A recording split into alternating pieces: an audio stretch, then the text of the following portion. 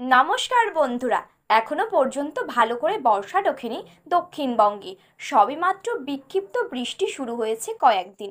এর মধ্যেই দক্ষিণবঙ্গে আবহাওয়ার আবারও বিরাট বদলের ইঙ্গিত হাওয়া অফিসের। কাল থেকেই বৃষ্টি কমে যাবে দক্ষিণবঙ্গে। আবারও তুঙ্গে উঠবে আর্দ্রতাজনিত অস্বস্তি। এইসব নিয়েই রইল আজকের ওয়েদার রিপোর্ট। তো বন্ধুরা, বিস্তারিতভাবে জানতে হলে অবশ্যই ভিডিওটি শেষ পর্যন্ত মনোযোগ সহকারে দেখবেন এবং আপনার জেলার আবহাওয়া কেমন রয়েছে তা আমাদের ভিডিওর কমেন্ট বক্সে কমেন্ট করে জানিয়ে দেবেন। এবং আপনি যদি চ্যানেলটি নতুন দর্শক হয়ে থাকেন তাহলে চ্যানেলটি সাবস্ক্রাইব করে পাশে থাকা বেল বাটনটি অল করে রেখে দেবেন। তাহলে চলুন ভিডিওটি শুরু করা যাক।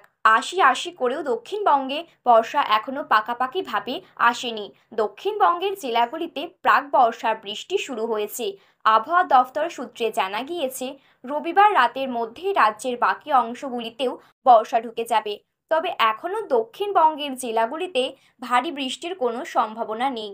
বরং আগামী রবিবার থেকেই দক্ষিণবঙ্গের জেলাগুলিতে বৃষ্টির দাপট আরও কমে যেতে পারে। অস্বস্তি আবারও বাড়বে। তবে আগামী বুধবারের পর দক্ষিণবঙ্গের জেলাগুলিতে ফের একবার বৃষ্টিপাতের দাপট বাড়তে পারে। আবহাওয়া দফতর সূত্রে জানা গিয়েছে, আজ কলকাতা শহরে কয়েক হালকা বৃষ্টি হতে পারে। বৃষ্টির হাত ধরে আর্দ্রতাজনিত অস্বস্তি থেকে মুক্তি মিলবে।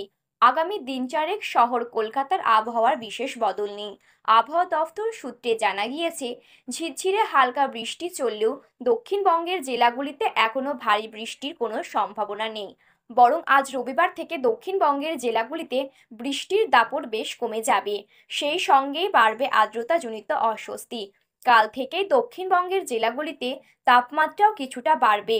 আগামী সপ্তাহে বুধবারের পর দক্ষিণবঙ্গের জেলাগুলিতে ফের বৃষ্টি বাড়বে।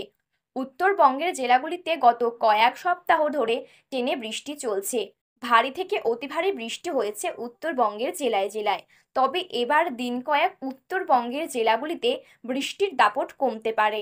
সামনের সপ্তাহে শুরু থেকে আবারও উত্তরবঙ্গের জেলাগুলিতে বৃষ্টির দাপট বেড়ে যাওয়ার ইঙ্গিত রয়েছে।